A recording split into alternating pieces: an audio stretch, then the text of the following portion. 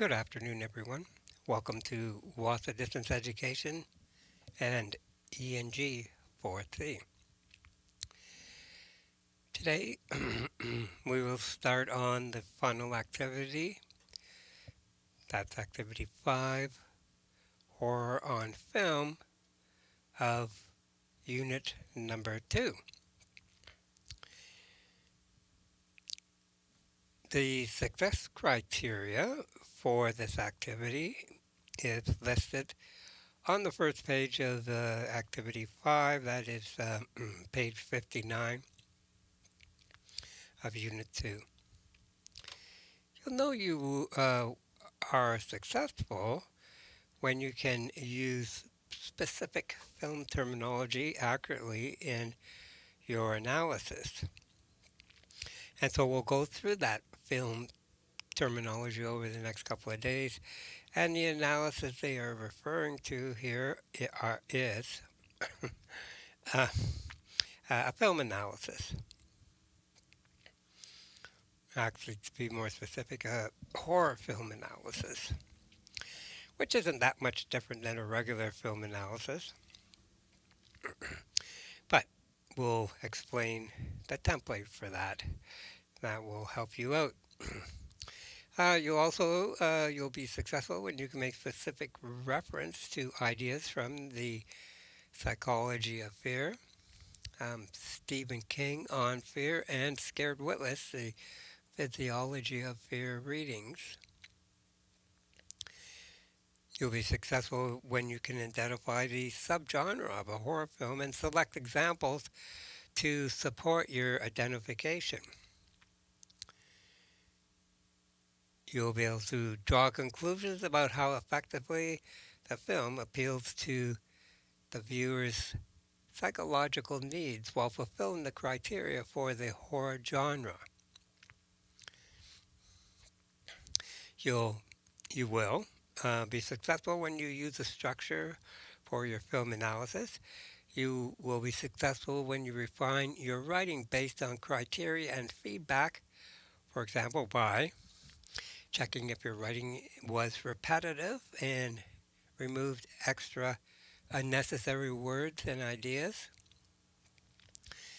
Uh, you will check to see if your writing is clear and adding details to provide more information where needed.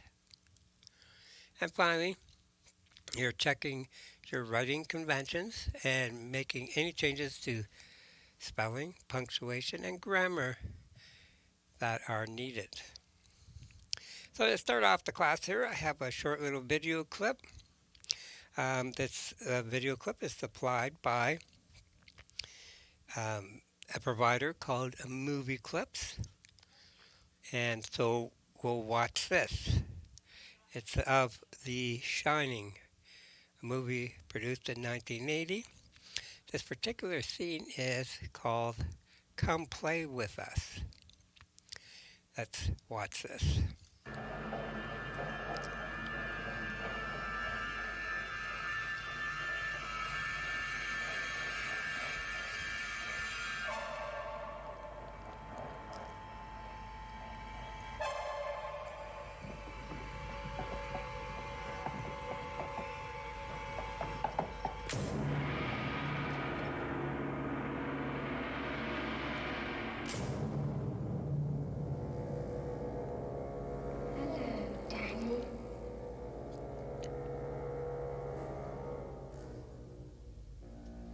Come play with us.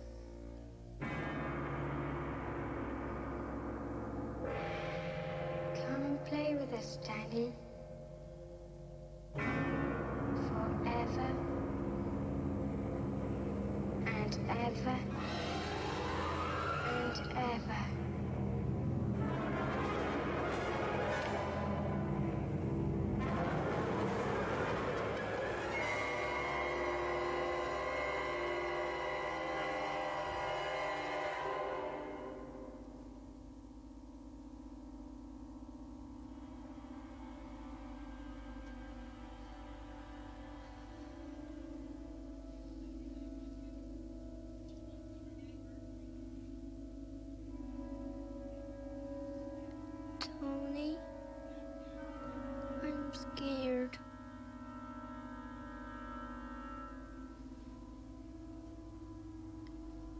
remember what Mr. Halloran said. It's just like pictures in a book, Danny. It isn't real.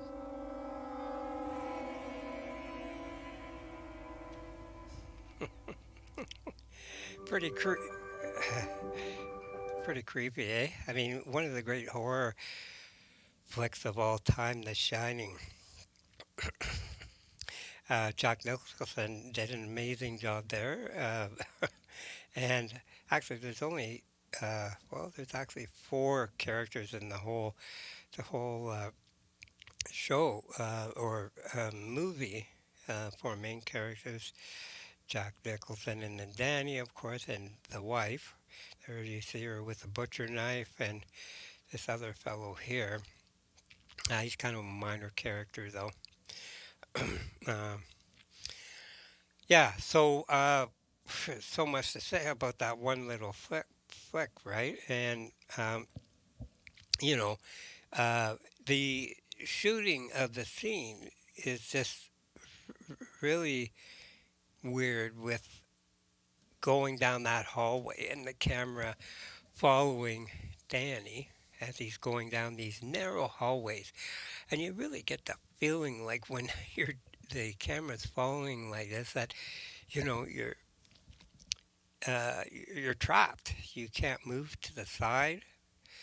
You just have to go forward. And so in a way, you're like a mouse in a cage.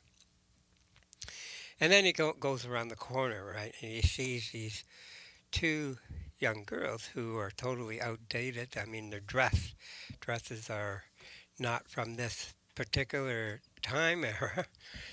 And and then they say weird things to him like, "Come and play with us, Danny." And all this time, the pitch of the sound effects is intensifying, and you can feel you start sweating, and your heart starts beating really fast.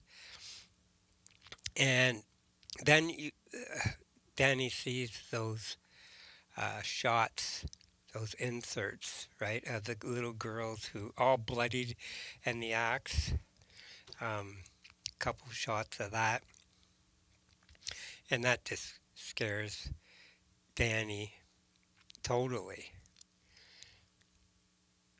But then we have that little scene afterwards, which is very curious. Little scene where he has his fingers. His fingers act as like a teddy bear almost. They give him solace and comfort, and he's talking to this finger, talking about how scared he is. But the finger is giving him wise words of wisdom, right? Okay, so that's just uh, one little scene example of the effects that filmmakers can make to um, express a physiology of fear um, and create an atmosphere of terror. And can they've learned from years and years experience, and they can do a great job. Um, Now we're going to go to the unit here and talk about some of these elements, these film elements that filmmakers use. So far in this unit, you have depicted horror in a comic strip and you have read a short horror story. Now you're going to look at horror on film. Before you do, you need to know some of the elements of film. So these are the basic elements for all films, not just horror films. We have these different types of camera shots. We have a long shot.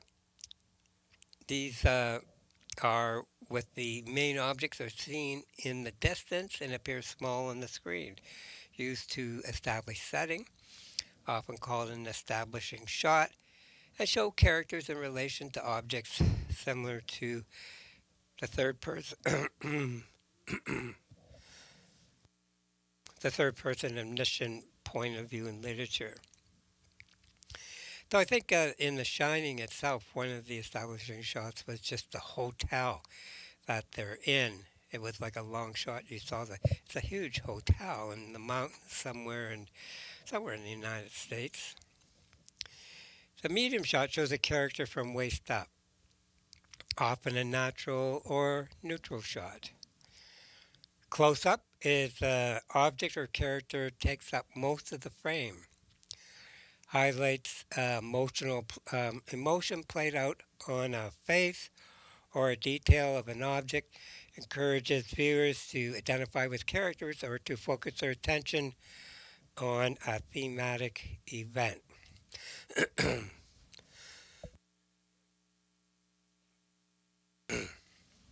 Sorry. So in our example that we just showed you, um, the close-up would be of Danny's face, and we can see the expression when he covers up his eyes. That's what kids will often do when they when they see something very horrible. They will try to shut that off. It's not real.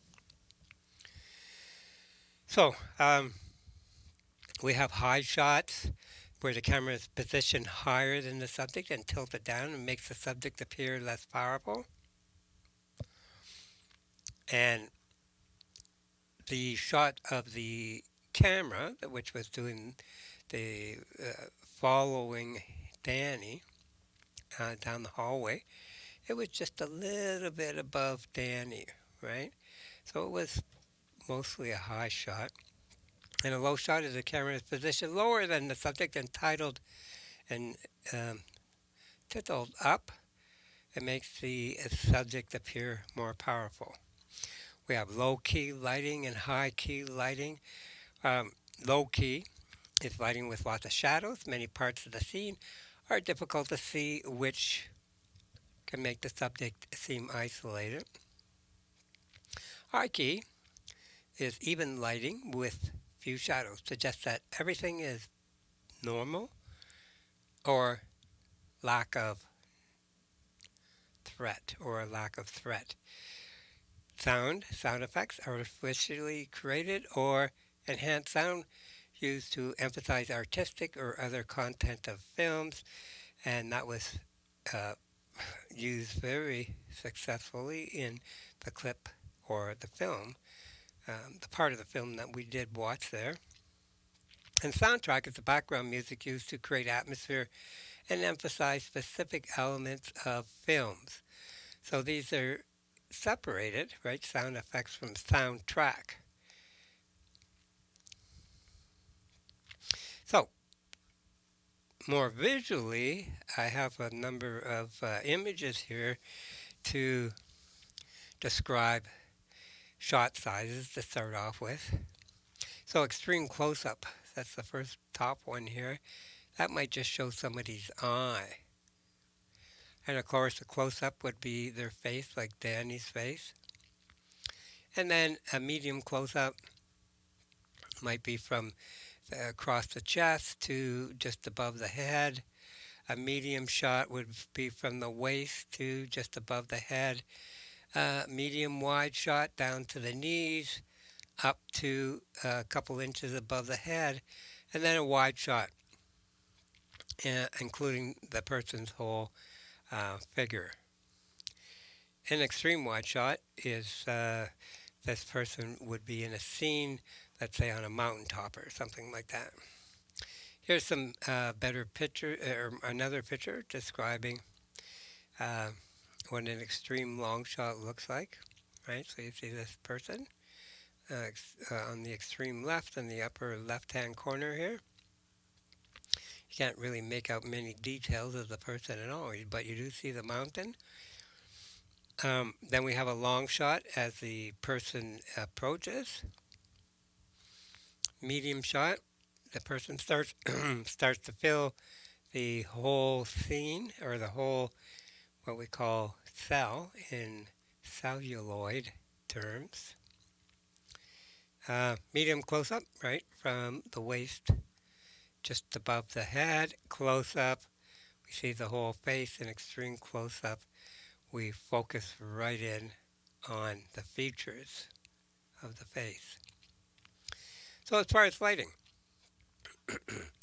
Here's an example on the left of high key lighting. It has low contrast. Okay, so by contrast we mean there aren't very many um, darks in this particular picture, right? There's a lot of lights. There's look at the picture on the right here. There's a lot of darks, right? But in this picture, the high key picture on the left, very few darks, mostly almost white or very light tones. So in this type of lighting, too, there is very few lightings, very few shadows, very few shadows. And how do they create that? Is they have all the lighting. In the case of this picture, would be back where you're sitting or behind you, right? And so there may be several different light sources so that the shadows are taken out. They call that ambient lighting. It's overexposed because it has such a high percentage of lights and whites in it. And yes, there's the front light. That's where the lighting source is, and it's often very soft. It gives you the feeling of softness, a texture of softness. Now, in contrast, low key lighting on the picture on the right here, it has high contrast. What do we mean by high contrast? Well, look at we have it's almost all black, and then we have the forearm here, which would be um, the arm to the right of us, or of the person who's in the photo to their left. Their fingers up here, very light. So there's a great contrast here between these fingers and this arm and the black background. So for the lighting in this case, we would maybe have one lighting source over here to the right, shining past that person. And the lighting would probably be focused on the arms. Notice that there's a person back there that we can't see. People often think of this type of lighting as harsh, but it does give us an accent on form. That means creating the sense of three dimensions, right? So we can see the curvature of the arm when we look at the changes of tone, that is the lightness and darkness of this forearm, for instance, right? So from right, we got it bright, and then gradually it starts to turn darker. And this signifies in our memories that something that has volume. In reality, if we look at something on the table and it has a dark side and a white side, it um, we automatically assume we can get a real kind of perceptual feeling of how wide it is, even maybe how heavy it is. Now, camera movements. The first one on the left here is the dolly, and that's exactly what was following Tommy. Was it Tommy or Tony? It was Tony, right? So there's a dolly. There's a little device there that the camera's sitting on, and the cameraman too, probably.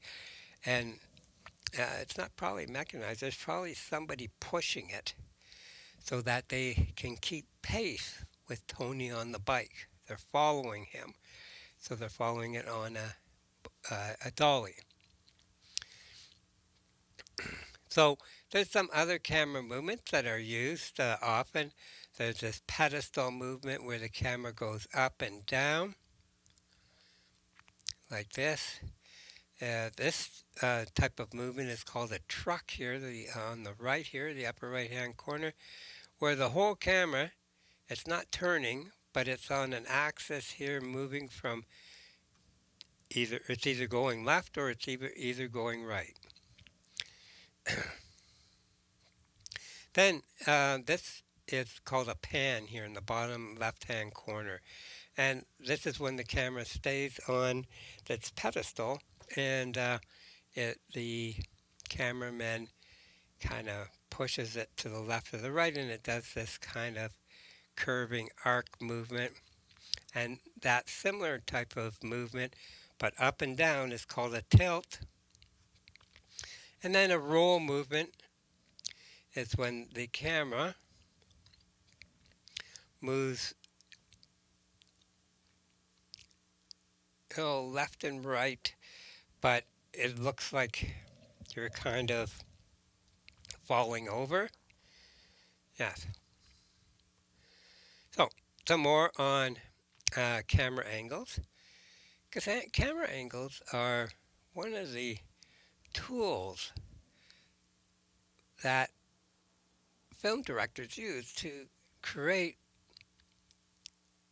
the plot, the story, and to put the characters into the optimum place to tell that story.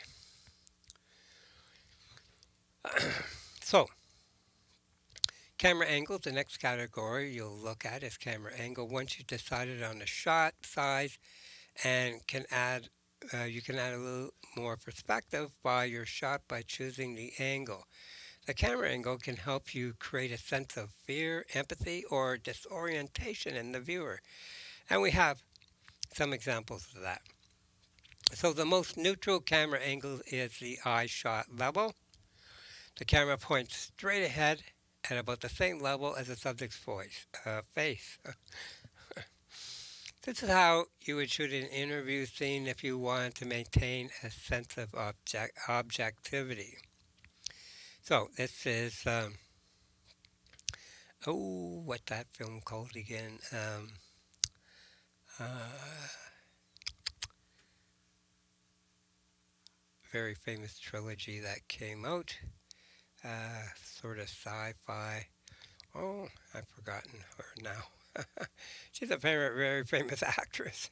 Um, but we won't, you get the idea from the actual camera shot here. The goal is that the viewer follow the action without manipulating their emotions. While it's called eye level, it doesn't mean a shot of the character's face, but you can get an eye level shot of an object by maintaining a neutral camera angle. Then we have the low angle shot. A low angle shot adds some subjectivity to the scene. Instead of facing straight ahead, the camera looks up at the subject from a low angle. This can make a character appear threatening, dominant, or in a position of power relative to another character. As with some of the other shots we've looked at, you can vary the intensity of it. A slight low angle can be used to convey a sense of authority, such as a teacher looking down at a student. An extreme low angle shot may be used to show a monster like Godzilla or King Kong bearing down on other characters. Now, here's an example of a high angle shot on the next page, page 64. And of course, that's the Joker from the Batman series. The reverse of the low angle shot is a high angle shot, which creates the opposite impression and makes the subject of the camera seem small. For example, a shot from King Kong's point of view might point him from a higher angle to show how powerless the characters are in relation to him.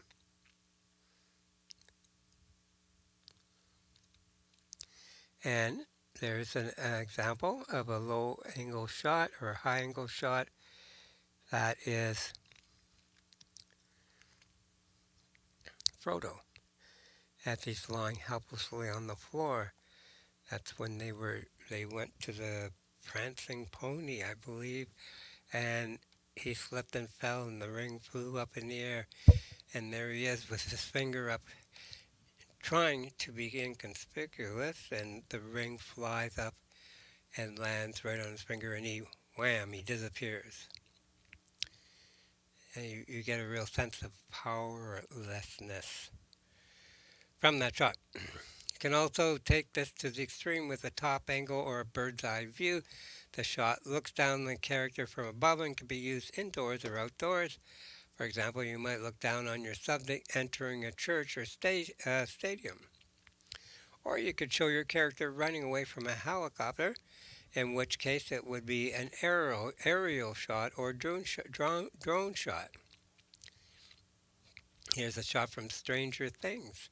Do you remember this? When the kids are going up um, in some portal or entryway into another realm, right? And this shot is taken from above. So here, these kids they're innocent, and but they're portrayed as weak and small, um, and uh, then we have following that the Dutch angle. Now, the Dutch angle is one of the most common ways to convey disorientation. For this shot, simply tilt the camera to one side so it isn't level with the horizon. You might use this shot to show the point of view of a drunk character stumbling down the street, or in a horror movie, you get the impression that the walls of a haunted house are closing in. And note, this is, of course, Thor, and I think he's on the bridge at Asgard. And notice that everything seems out of proportion because of the weird camera angle. And of course, that's when some aliens or vigilantes are attacking Asgard. This is an example on page 66 of a over the shoulder shot. An over the shoulder shot is another angle that can shift the viewer's perception of the theme. An OTS shot is generally a close up of another character's face from over the shoulder of another character and is used to convey conflict or confrontation.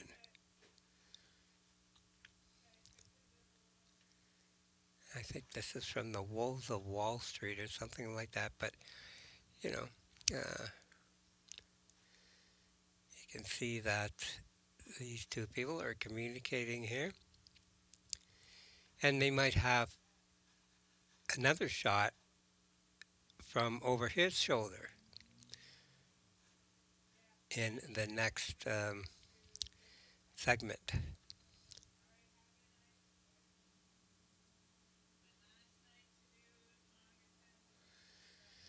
Now, we've been mentioning scenes and shots and frame. We haven't mentioned frames yet, but this is how films are broken down, at least the production of a film. So, video here could also be film, but notice in the row below it, we have different sized scenes. And below that, we have another row of different sized shots.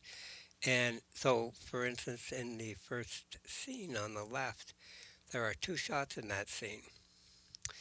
But in the scene immediately to the right, right here, there's only one longer shot.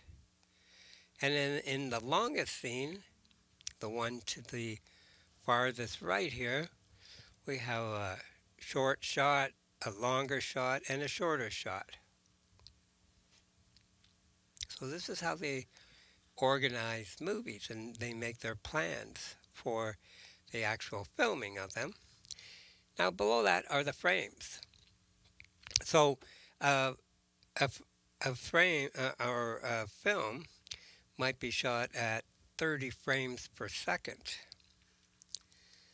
Okay, so this doesn't show all the frames that were in there, but uh, let's say this particular shot is like 6 seconds. This first one right here. So how many frames are in there? Well, 6 frames or 6 seconds times 30 frames. So 180 frames.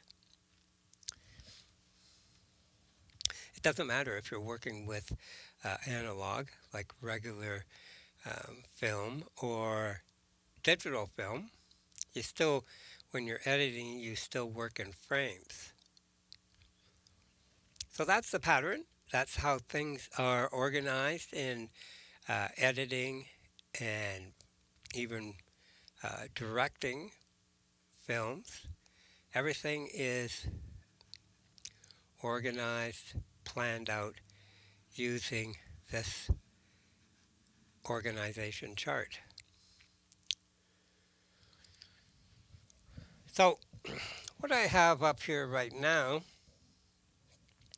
is an excerpt from uh, an article written by Michael Park from Long Island University. It's called The Aesthetics and Psychology Behind Horror Films. Now, they've given this type of cinematography a French name.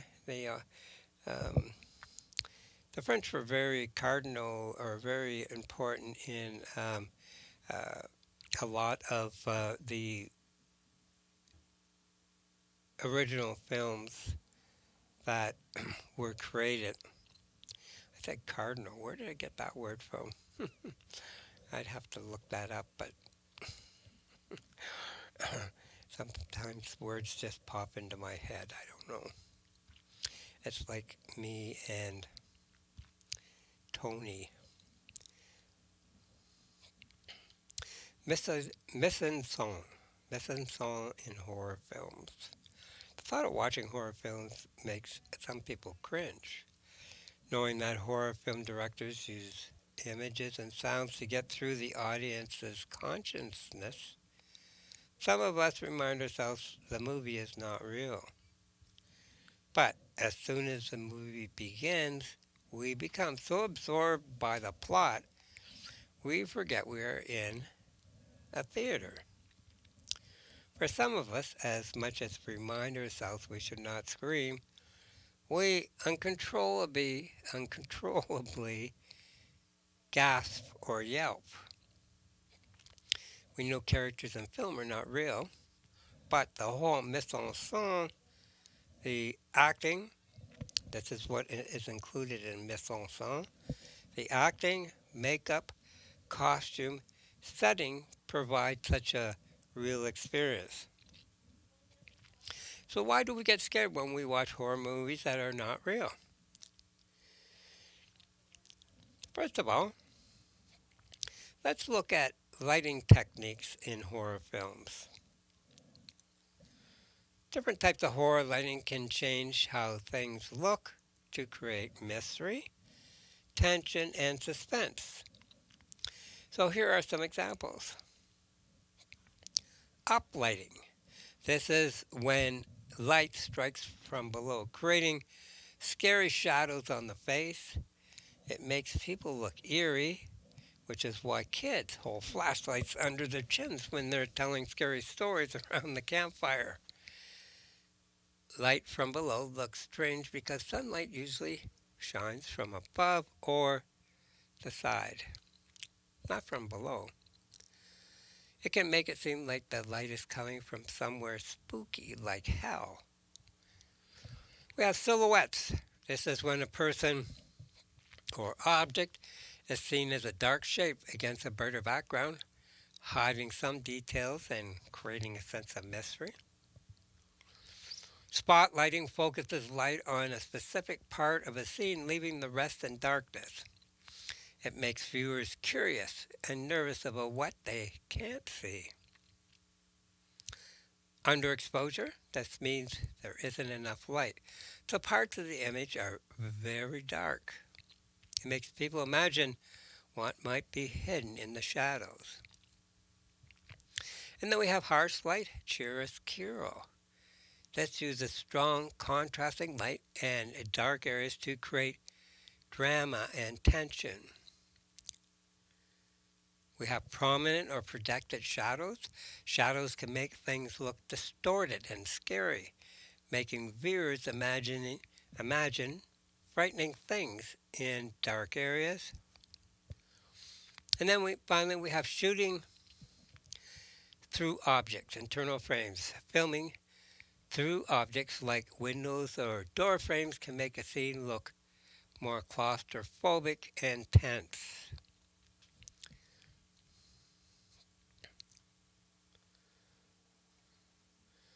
In the article Shadows of Horror Films, Fear of the Unknown, Broden O'Callahan, 2017, explains that filmmakers use shadows to let the audience's imagination create the scariest things. This way, everyone can feel afraid, even if they aren't scared of the same things. Shadows and lighting tricks are simple but very effective ways to make people feel horror. There's that physiology, feel fear in horror movies. Nora lighting, page 68, which uses harsh light on the face, adds mystery. The director can change the light or shadow slightly without the audience even noticing, causing different emotions and tension. By using these lighting techniques, horror filmmakers can make scenes scarier and keep the audiences on edge. So here's an example of uplighting. Lighting from below, also creating a chiaroscuro effect. Chiaroscuro simply means making things look physically solid, right? Creating almost a sculptural feeling to it. And this particular shot is from a very old film called Frankenstein, 1931. You can see that lighting effect in there. Here's a example of a silhouette from a movie called Double Indemnity, 1944. And so you can see this guy walking towards us, right? He has crutches, but we can't make anything out about his details, right? We can't see his face at all. We see this sharp two-dimensional shape. There's some spotlighting on page 68. And I believe this is from either Psycho or The Birds, an Alfred Hitchcock movie. One of the great directors and movie makers of our age, right? You could just see this woman here, and all we could see is her face being lit up and the expression of what looks like terror.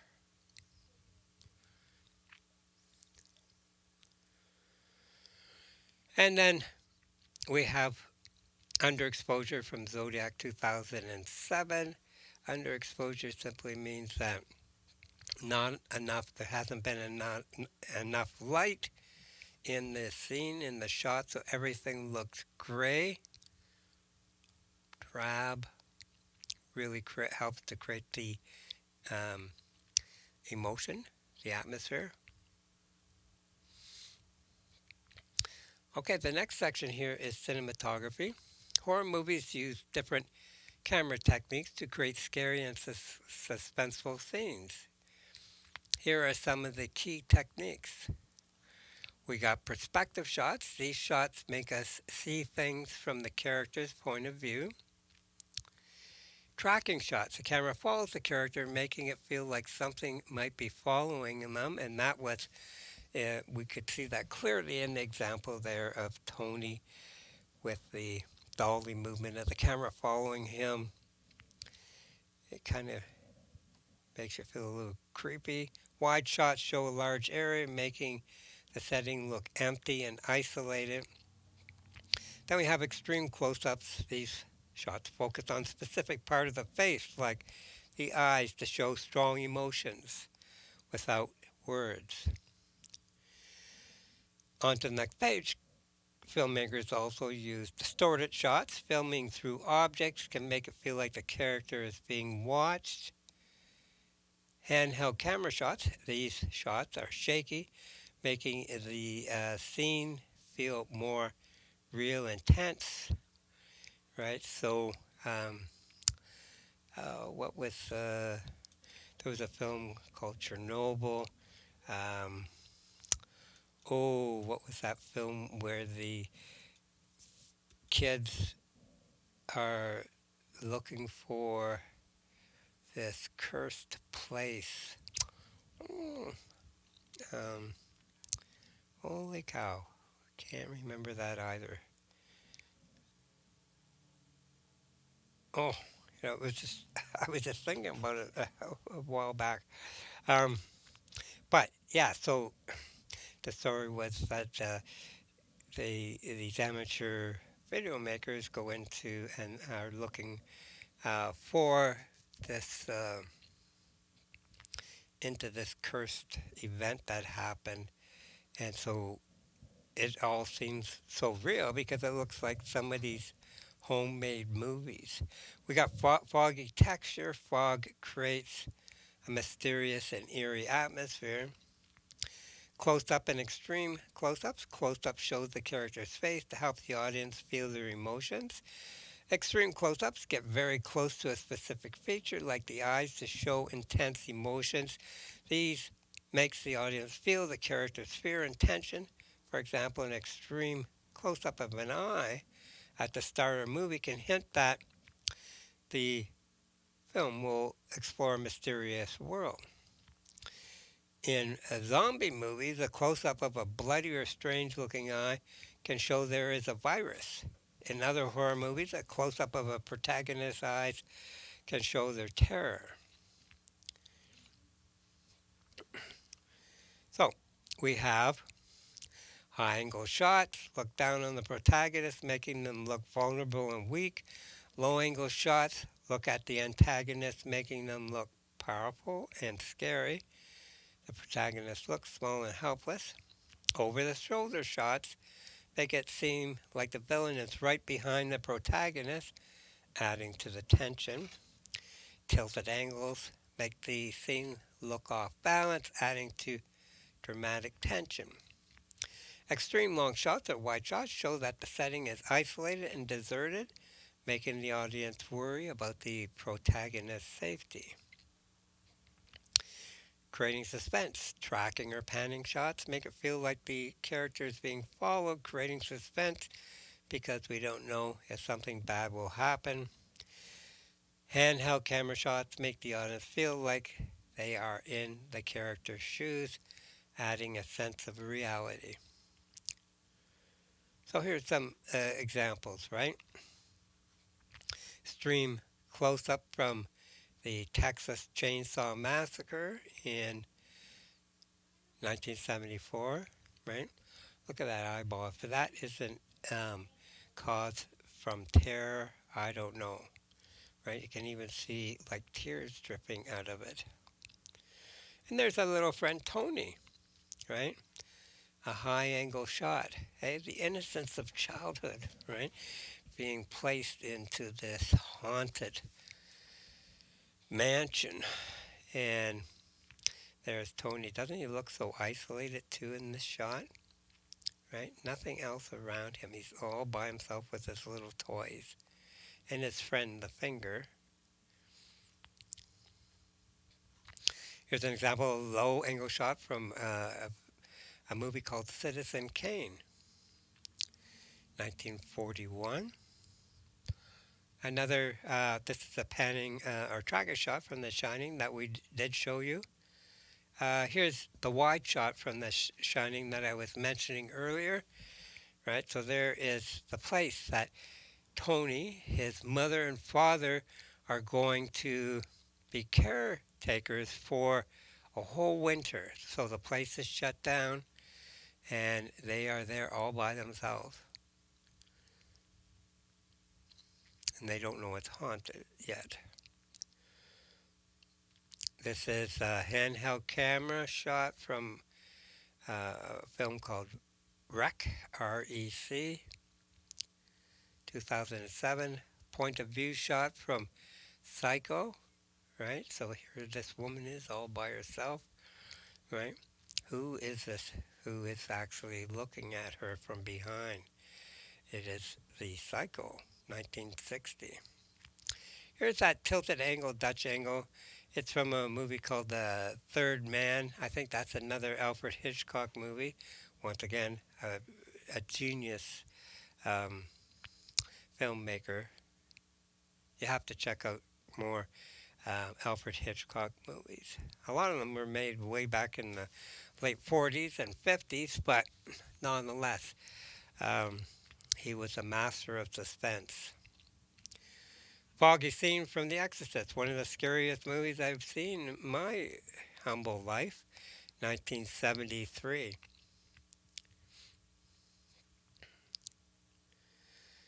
So, let's see. I won't be able to cover all of this here today. We have editing.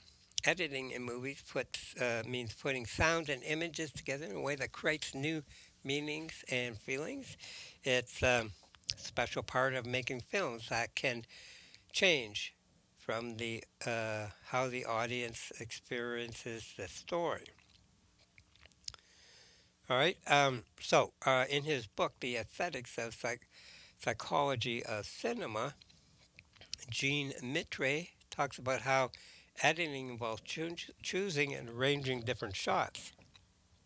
The editor has lots of options that can shape the film in many ways. Mitri says that with so much material, the editor can construct the film as he wishes. This means editors can use different types of shots, long continuous shots, wide shots, close-ups, and point of view shots in countless ways. How they put these shots together can make the audience feel certain emotions. Each shot is placed intentionally to create a sense of continuity and to move the audience in a specific way. And so, um, even the timing and the pacing of the shots as well is really important. You can pace your shots to match escalated heartbeat if you want to raise somebody's um, heart rate. um, I won't have enough time to cover the rest of this. If you could finish reading Planned Shooting and Editing, the impact of editing, costume props and makeups, props in horror movies, makeup and special effects. Um, there's an example with the clown from It, how uh, people get creeped out by clowns, and so whoever hit on using clowns as an antagonist um, had a revelation, and masks too as well. Setting, isolated locations, nice settings, acting, sounds and music patterns. Please read all this. We won't give you a key question for this class. It's mostly learning the important information that you should know when you're going to analyze a film. Okay? Music and horror movies, examples, film screening. Okay? And then we'll talk more about the upcoming key question. So finish reading this and also try to catch up on those key questions that you haven't sent in yet. And then tomorrow we'll probably finish off the unit with the key questions and then we'll be ready by next week to move on to unit number 3. So everyone, thanks very much for listening in. I hope you enjoyed our look into the mise en scène of horror movies, and you are going to be ready to apply all of this knowledge for the film analysis you will do um, tomorrow. Anyways, thanks very much, everyone. We'll be on air again tomorrow. Have a great evening. Bye for now.